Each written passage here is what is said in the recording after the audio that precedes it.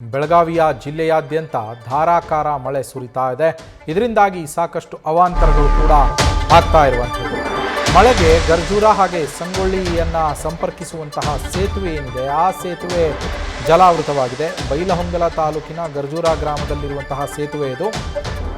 ಈ ಸೇತುವೆ ಜಲಾವೃತವಾಗಿರೋದ್ರಿಂದ ಭಾರೀ ಮಳೆಗೆ ಉಕ್ಕಿ ಹರಿದಿದೆ ಹಳ್ಳ.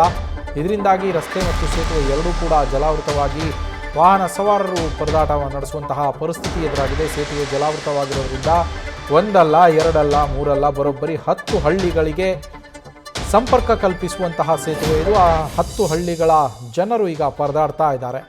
10ಕ್ಕೂ ಹೆಚ್ಚು ಹಳ್ಳಿಗಳ ಜನರು ನೋಡಿ, ಅದನ್ನು ನೋಡಿದ್ರೆ ನೀವು ನದಿಯಲ್ಲಿ ರಸ್ತೆ ಇದೆಯಾ ಅಂತ ಅನಿಸುತ್ತೆ, ನದಿಯಲ್ಲಿ ಸೇತುವೆ ಇದೆಯಾ ಅಂತ. ನದಿ ಮೇಲೆ ಕಟ್ಟಿರುವಂತಹ ಸೇತುವೆ, ಹಳ್ಳದ ಮೇಲೆ, ಆ್ಯಕ್ಚುಲಿ ಇದು ನದಿಯೂ ಅಲ್ಲ, ಹಳ್ಳದ ಮೇಲೆ ಕಟ್ಟಿರುವಂತಹ ಸೇತುವೆ ಸಂಪೂರ್ಣವಾಗಿ ಜಲಾವೃತವಾಗಿದೆ. ಸ್ವಲ್ಪ ತಗ್ಗು ಪ್ರದೇಶ ಇರುವಂತಹ ಕಡೆಗಳಲ್ಲಿ, ಹಾಗೆ ಸಂಪೂರ್ಣ ತೋಟವೇ ಜಲಾವೃತ ಆಗಿರೋದನ್ನು ಕೂಡ ಗಮನಿಸ್ತಾ ಇದ್ದೀರಾ. ಜಲಾವೃತವಾಗಿರುವಂತಹ ಸೇತುವೆಯ ಮೇಲೆಯೇ ವಾಹನಗಳು ಬರಬೇಕು, ಜೀವ ಪಣಕ್ಕಿಟ್ಟು ಹೋಗಬೇಕು, ಇಲ್ಲದೇ ಇದ್ದರೆ ಸುತ್ತಿ ಬಳಸಿ ಬರುವಂತಹ ಪರಿಸ್ಥಿತಿ.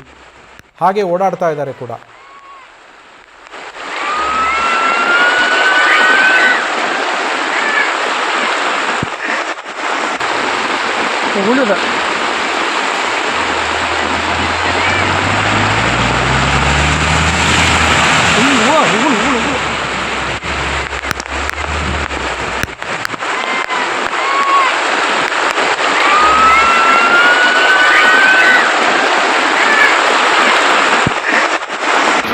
ಈಗ ಬಂತ ನೋಡ ಇದು,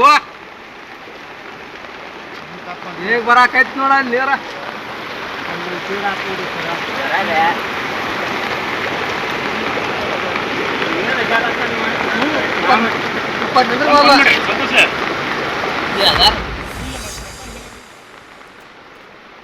ಕರ್ನಾಟಕಕ್ಕೆ ಮುಂಗಾರು ಪ್ರವೇಶ ಆಗಿ 3 ದಿನ ಸರಿಯಾಗಿ ಕಳೆದಿಲ್ಲ, ಆಗಲೇ ಜನರ ಬದುಕು ಮೂರಾಬಟ್ಟೆ ಆಗ್ತಾ ಇದೆ. ಮಳೆಯ ಅವಾಂತರಗಳು ಅಷ್ಟೊಂದಿದೆ.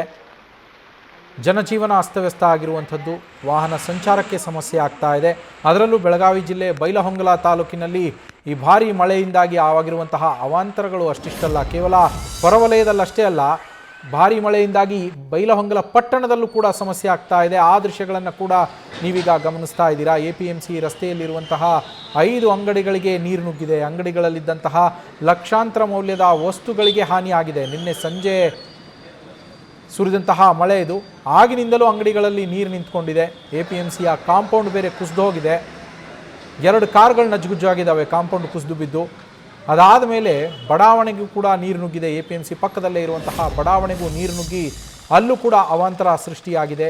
ಇಷ್ಟೆಲ್ಲ ಆದರೂ ಕೂಡ ಅಧಿಕಾರಿಗಳು ಮಾತ್ರ ಸ್ಥಳಕ್ಕೆ ಬರ್ತಾ ಇಲ್ಲ ಅಂತ ಸಾರ್ವಜನಿಕರು ಆಕ್ರೋಶವನ್ನು ವ್ಯಕ್ತಪಡಿಸಿದ್ದಾರೆ.